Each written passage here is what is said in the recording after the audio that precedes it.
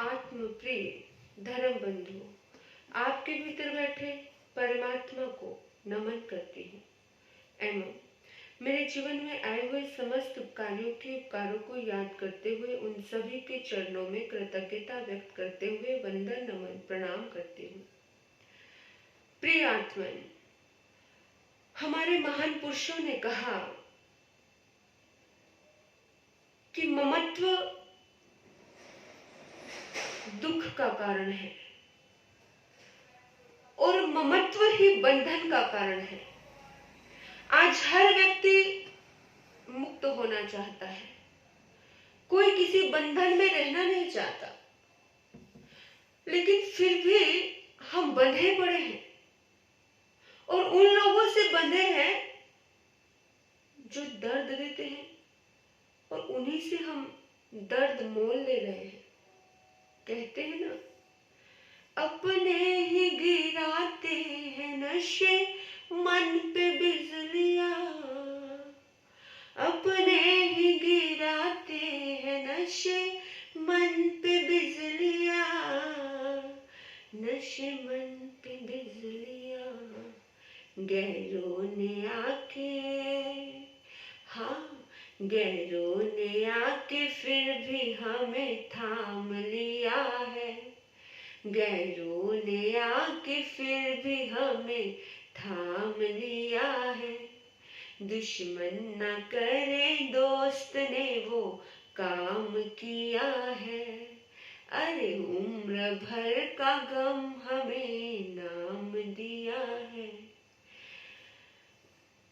ये जो लाइनें हैं बेशक फिल्मी हो सकती है, लेकिन बड़े अध्यात्म की बात है इसमें,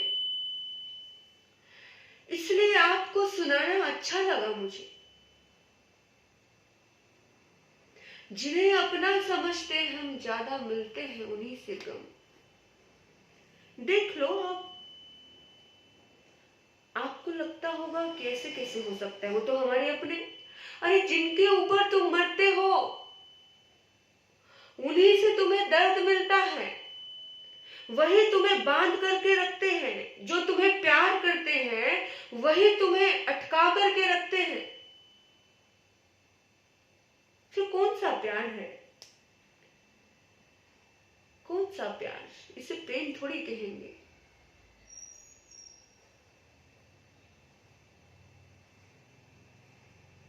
यहां तक कि वो कहते हैं, अगर आज कोई लड़का आपको कहता है कि मैं आपसे प्यार करता हूं और अगर तुमने उस प्रेम को स्वीकार नहीं किया तो वो दूसरे ही पर ब्लैकमेल करने लग जाता है। ये प्यार है। वो कहता है कि मैं जी नहीं पा रहा हूं, मेरा मन नहीं लग रहा है, या मैं तेरे से बात किए बिना रह नहीं सकता हूं, यानी कि अपनी चाहत को तो दूसरे पे इतना थोप गया इंसान और उसको फिर इस कदर ब्लैकमेलिंग के सिलसिले चालू हो जाते हैं। ये मोह में इंसान जब अपने आप को जकड़ा हुआ महसूस करता है, वो तो लोहे की जंजीर भी उसके सामने कमजोर पड़ जाती है। इंसान इतना ज्यादा अपने आप को दूसरे के सामने कमजोर पाता है। तुम कभी किसी की कमजोरी मत बनो और दूसरे को भी अपनी कमजोरी मत बनने दो। कोई भी रिश्ता अगर आपको मिला है तो वो रिश्ता आपको ग्रो करने के लिए मिलना चाहिए। कोई भी रिश्ता आपकी ताकत होना चाहिए, कमजोरी नहीं होना चाहिए। लेकिन हम ऐसे लोग हैं, अपने आसपास के रिश्तों को अपनी कमजोरी बना लेते हैं, ताकत नहीं बना पाते। बड़े आध्यात्मिक लोग होते हैं वो लोग जो अपने ऊपर फेंके हुए हर पत्थर को सीढ़ी बना लेते हैं, अपने रोड़ों को, अपने कंकरों को एक दीवार के रूप में वो खड़ा करके एक आशियाना बना लेते हैं। और हम लोग कुछ लोग ऐसे होते हैं जो कुछ भी नहीं कर पाते, उन्हें कुछ चीजें मिलती हैं, उन चीजों को भी वो इस कदर खराब कर देते हैं, इस कदर खराब कर देते हैं कि सब कुछ बर्बाद, डिप्रेशन में चले जाते हैं। कोई भी इंसान तुम्हारी जिंदगी में तुम्हारी ताकत बनकर आए तो आने दो, नहीं तो कमजोरी बन के आए तो दूर। इतनी समझदारी तुम्हारे पास होनी चाहिए कि कोई तुम्हें कमजोर करने आए, कोई तुम्हें बांधने आए, कोई तुम्हें अटकाने आए तो मत अटको।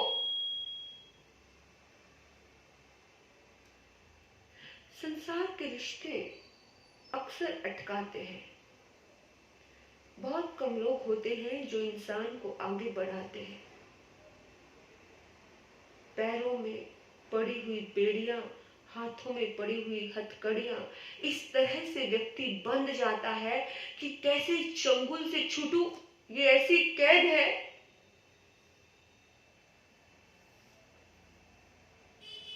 प्यार के नाम पर बड़ा धोखा हो जाता है, बड़ा शोषण हो जाता है। अच्छा, मैं तुमसे इतना प्यार करती हूँ, क्या तुम इतना भी नहीं कर सकते मेरे लिए? मेरे बहनों, मेरे बंधुओं, मेरे भाइयों, मेरे मित्रों, सज्जनों, तुम्हारे लिए वो इतना सा है कि तुम मेरे लिए इतना नहीं कर सकते। सामने वाले का संस्कार वैसा करने का नहीं है तो उसको कितना बड़ा बंधन लगता होगा वो काम करना। उस आत्मा का संस्कार नहीं है कि वो कर दे, लेकिन हमारे लिए वो इतना सा लग रहा है, उसके लिए वो इतना नहीं है, उसके लिए वो बहुत बड़ा है। हम अपनी दृष्टि से दूसरे को देखते हैं, हम दूसरे की दृष्टि से दूसरे को समझने की कोशिश नहीं करते। भगवान कहते हैं कि दोनों के मन को बड़ी आसान है, बड़ी आसान है मोहब्बत की दास्तां, तू मेरी मान ले मैं तेरी मान लूं। लेकिन जब ये नहीं होता है तब बंधन शुरू होते हैं कि सिर्फ तू मेरी ही मान, तू मेरी ही मान, तो सारी चीजें खराब हो जाती हैं। हम नहीं समझ पाते, हम नहीं कह पाते हाँ 2 और 2 4 होता है भाई, ठीक है तेरी बात भी सही, लेकिन नहीं, नहीं, सामने वाला कहता है मैं नहीं मानूंगा 2 और 2 4 है, मैं तो मानूंगा 3 और 1 4 है।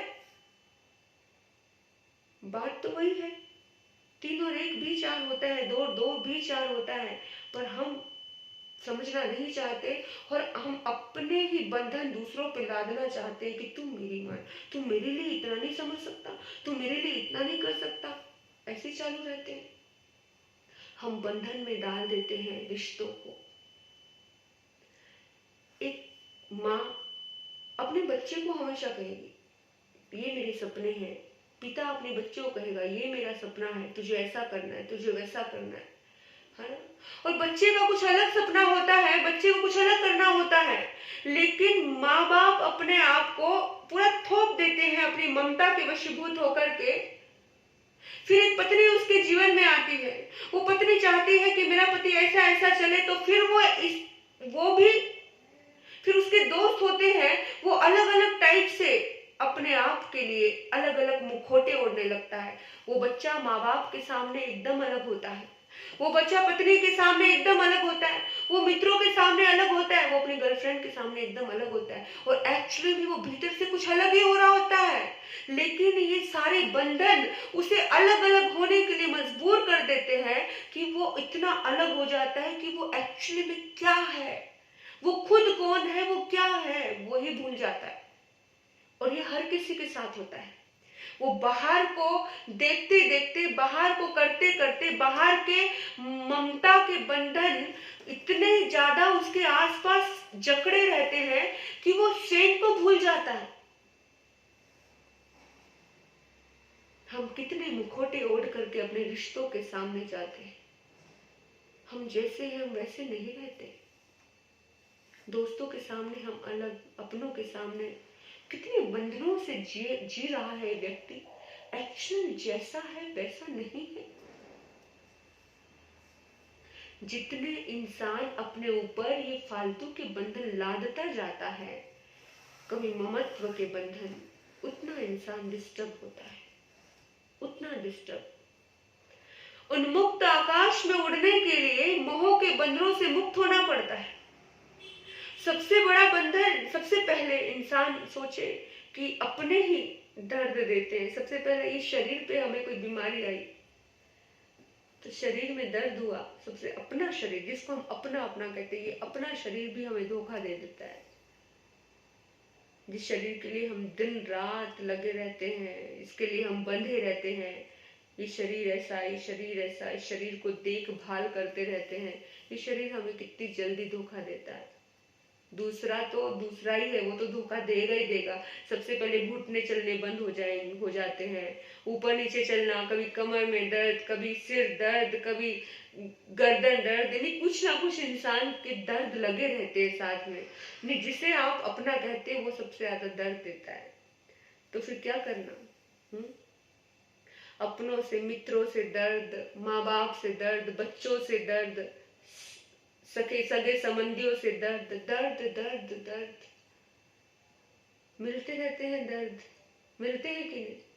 जिंदगी में ऐसा कोई भी व्यक्ति नहीं है जिसके जीवन में जिससे दर्द ना मिला हो। हाँ, दर्द अपनों से मिलता है। जिसको तुम जानते ही नहीं हो वो तुम्हें थोड़ी दर्द देगा।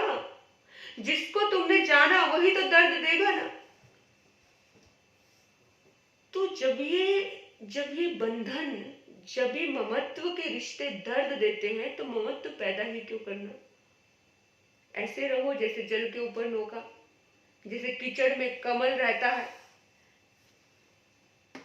नेकी कर दरिया में डाल और निकल जाओ मुक्त आकाश में। अपने आप को इस तरह से बनाओ, इस तरह से जियो कि कोई आपको तोड़ ना सके। किसी के तोड़ने से आप नहीं टूटो, किसी के दर्द देने से आपको दर्द ना हो। कोई चाहे आपको रुलाना, एक पल में रो सकते हो, आप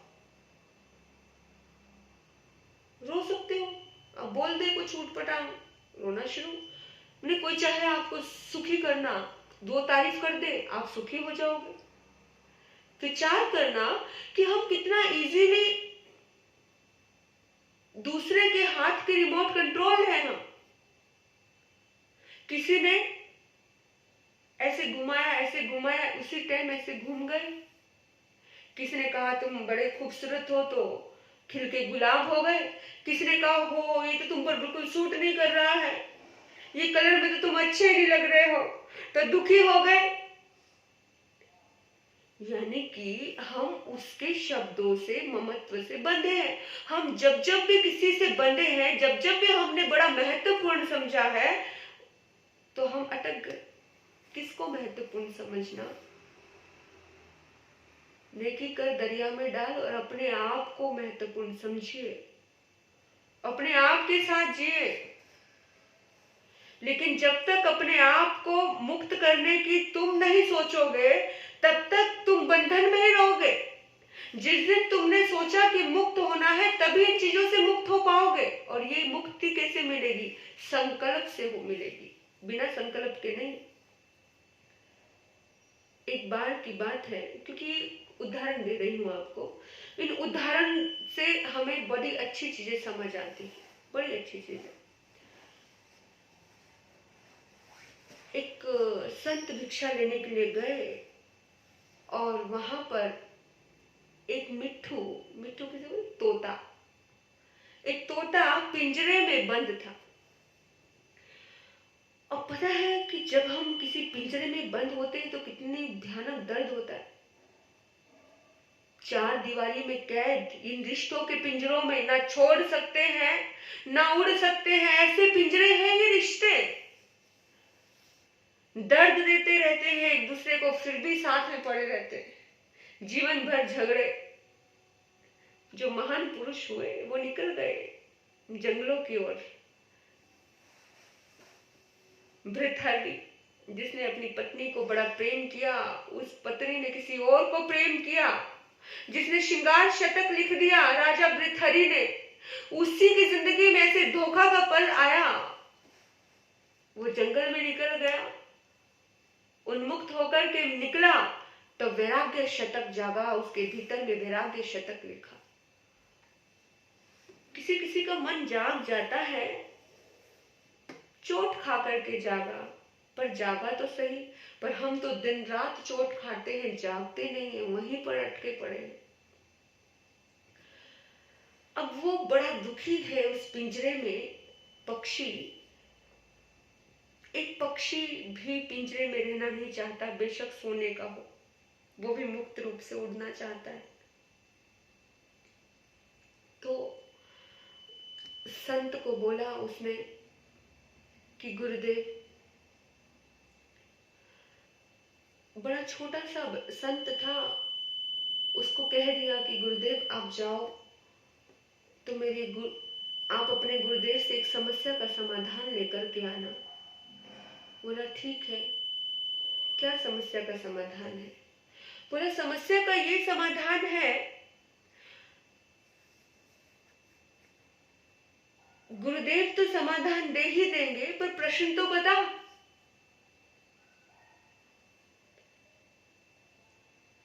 मुझे इस पिंजरे से निकलना है, मैं इस पिंजरे से कैसे निकलूं? मुझे मुक्त होना है, मुझे उन्मुक्त आकाश में उड़ना है, मैं कैसे उड़ूं? मुझे कोई ऐसा मंत्र, कुछ ऐसी साधना, कुछ ऐसा बताओ गुरुदेव। गुरु जो संत था वो पक्षियों की भाषा को जानता था। उसने कहा ठीक है, मैं अपने गुरुदेव से पूछ के बताऊंगा। वो गया गुरुदेव के पास। गुरुदेव, मैं जिस घर से भिक्षा लेके आया हूँ उस घर में एक पक्षी था और उस पक्षी ने ऐसी ऐसी बात कही है। तो गुरुदेव एकदम से जमीन पे लेट गए और बेहोश हो गए। इस तरह से गुरुदेव ने दिखाया कि, तो संत सोचने लगा कि मैंने जैसे प्रश्न किया तो गुरु तो एकदम आंख बंद करके जमीन पे लेट गए, क्या हो गया? और 5 मिनट के अंदर वो उठ गए। लेकिन उस शिष्य ने दोबारा प्रश्न करना ठीक नहीं समझा कि कहीं कुछ हो ना जाए गुरुदेव को। जैसे प्रश्न किया, गुरुदेव तो आंखें बंद करके लेट गए, ऐसे लग रहा था जैसे बेहोश हो गए। और वो शिष्य थोड़ा सा घबरा गया। वो शिष्य फिर अगले दिन भिक्षा के लिए गया उसी घर में और उस तोते ने फिर से कहा कि भी क्या तुम मेरे प्रश्न का समाधान लेकर के आए हो? उस संत ने कहा कि देखिए, मैं तुम्हारे प्रश्न का समाधान कैसे लाता, मैंने तुम्हारा प्रश्न गुरुदेव के सामने रखा था, लेकिन गुरुदेव तो जैसे मैंने ये बोला गुरुदेव लेट गए, बेहोश जैसे हो गए। मैंने सोचा कि अगर मैं कुछ पूछूंगा अभी पता नहीं कुछ और ना हो जाए, इसलिए मैंने गुरु से आगे कुछ प्रश्न ही नहीं किया। बस इतना ही गुरुदेव ने प्रश्न पूछते ही इस तरह की हालत हो गई मेरे गुरु की, एकदम से लेटना पड़ा उनको। अब वो तोता खुश हो गया। उसने कहा धन्यवाद, मेरी समस्या का समाधान मुझे मिल गया है। बोला कैसे? कहते बस मिल गया। ठीक है, मिल गया तो अच्छी बात है। वो निकल गए अपनी गोचरी, अपनी भिक्षा लेकर के। इतने में उस तोते ने जैसे ही भोजन का टाइम हुआ और भोजन डालने के लिए उस घर का मुखिया आया और वो एकदम लेट गया। तोता लेट गया, आंखें बंद कर ली। सबको लगा कि ये भोजन नहीं खा रहा है। 1 घंटा हो गया, 2 घंटा हो गया, 3 घंटा हो गया, क्या हो गया इसे? उसको देखने के लिए पिंजरा खोला, पानी रखा, छींटे मारे, लेकिन फिर भी उसकी आंखें नहीं खुली। और मौका पाकर के वो जीव, वो पक्षी उड़ गया, उन्मुक्त आकाश में उड़ गया। बात को समझना, बात को समझना। जब तक आप चाहोगे नहीं मुक्त होना, तब तक मुक्ति के प्रश्न नहीं जागेंगे। और अगर प्रश्न नहीं जागेगा तो समाधान भी नहीं मिलेगा। प्रश्न जागेगा तो समाधान मिलेगा, और समाधान अगर मिल गया तो उसके ऊपर चलना पड़ेगा। तो प्रैक्टिकली करना पड़ेगा। जैसे 4 घंटे 5 घंटे आंखें बंद करके वो पड़ा रहा शव आसन में, और मौका पाकर के वो उड़ गया, क्योंकि पिंजरे का खुल चुका था ढक्कन। तो जब भी हम ममत्व में अटके रहेंगे, अगर वो थोड़ा सा भोजन का ममत्व रख लेता तो वो फिर से पिंजरे में कैद हो सकता था, बांध देते उसको, फिर से उसका पिंजरा बंद कर देते, लेकिन उसको लालच नहीं आया, उसने अपने भोजन के ममत्व को त्यागा। एक पक्षी भी अगर अपने ममत्व को त्यागता है तो वो मुक्त हो सकता है। तो हम तो इंसान हैं, हमारे अंदर तो ज्यादा ज्ञान है, ज्यादा समझ है, अपने जीवन में अपने आप को मुक्त करने की, रिश्तों से मुक्त हो, परिवार से मुक्त हो, संसार से मुक्त हो, अपने दुखों से मुक्त होने की पूरी शक्ति है हमारे पास। दुनिया में किसी दूसरे के पास इतनी शक्ति नहीं है जितनी शक्ति एक मनुष्य के पास है, क्योंकि मनुष्य के पास सबसे ज्यादा समझ है। अगर मुक्त होना चाहते हो तो अपनी समझ को बढ़ाइए, अपने आप को आगे बढ़ाना चाहते हो तो अपने ममत्व को थोड़ा छोड़िए, क्योंकि ममत्व ही बंधन है। अगर वो एक पक्षी भी भोजन का ममत्व रख लेता, उस पिंजरे का ममत्व रख लेता, उस ऐशो आराम का ममत्व रख लेता, वो कभी भी खुले आकाश में उड़ नहीं पाता। इसी तरह से आप भी मुक्ति का आनंद कब ले पाओगे? जब ये ममत्व का लालच छोड़ोगे, तब मुक्त हो पाओगे। मुक्ति का आनंद बड़ा अलग है। जब आप अकेले होते हो ना, तब आपको कोई डर नहीं रहता कि पीछे कुछ छूट जाएगा या आगे कुछ मिल जाएगा, क्योंकि अकेले चलने का एक अलग आनंद आता है। और जिंदगी में मुक्त होना हर किसी को चाहिए, क्योंकि अपने आनंद से स्वयं को मुलाकात जरूर करनी चाहिए। इस आत्मा में अनंत आनंद का खजाना है। इस आनंद के खजाने को मैं भी प्रकट करूं, आप भी प्रकट करें, और अपने संकल्पों के द्वारा, अपने अभ्यास के द्वारा अपनी आसक्ति को छोड़ते जाएं, अपने ममत्व को छोड़ते जाएं। हम क्या है उसे समझे। इन प्रपंचों में, इन धोखों में हम दूसरे की वजह से कमजोर ना होए। इतना अपने आप को संकल्प करें कि दुनिया की कोई ताकत मुझे कमजोर नहीं कर सकती। मैं ही खुद का सहारा हूँ, दूसरे का सहारा मुझे नहीं चाहिए। कहते हैं दूसरे का सहारा जो तकते रहे, तस्वीर बनकर के वो लटकते रहे। तो कभी भी स्वयं को मजबूत करें, अपनी आत्मा में अनंत शक्ति है। तो बस आपने मुझे सुना, आपके भीतर बैठे परमात्मा को नमन करती हूँ। ओम शांति, ओम शांति।